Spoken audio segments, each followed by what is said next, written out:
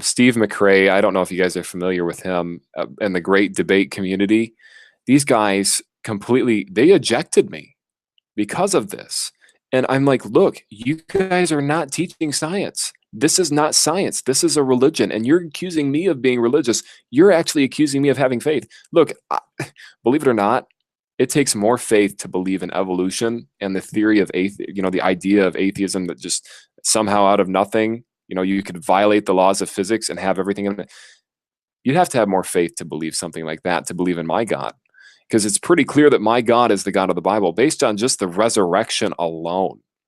Just the resurrection proves, and I know people are trying to discredit that. Other college students are trying desperately to discredit it, but they can't, and they won't, because it is a historical fact that when Jesus rose again, it shook up all of history. Amen. Well, Matt, since you've been in the debate realm a lot with these guys, let me ask you this.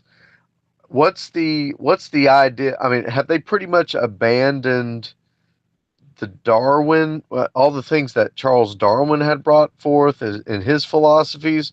Have they kind of said that that's old fashioned and they're changing to new modern thinking, or do they still pretty much hold to that Darwinian thinking? Well, it's actually interesting you mentioned that, because it's interesting you mentioned that, because they even say that you're supposed to be, and they quote Stephen Hawking's, and I don't have the quote in front. Actually, yeah, I do.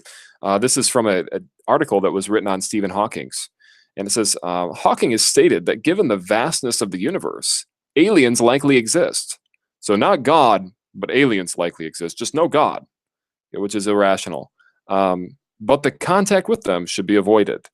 And then they also say he was also making and becoming more intuitive and speculative rather than relying on mathematical proofs.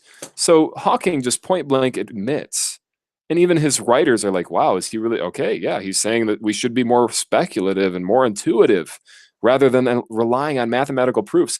In order for something to be science, it has to be it has to be demonstrable, testable, and provable.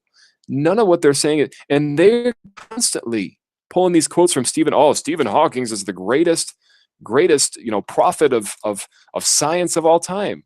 Well, what amazes me is one of his quotes. I have it here from my last debate. This is Stephen Hawking's. He said, and I don't believe in the Big Bang, but let's say the Big Bang's true. Let's just give Steve Hawking's the benefit of the doubt. He's telling the truth. The Big Bang's true. We just bang out of nothing. The first law of thermodynamics violated.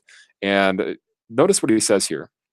The universe, and this is Steve Hawking's, the universe would not exist if there was a decrease in the expansion rate 1 second after the Big Bang and only 1 part in 100 million millionths. So that number is insane.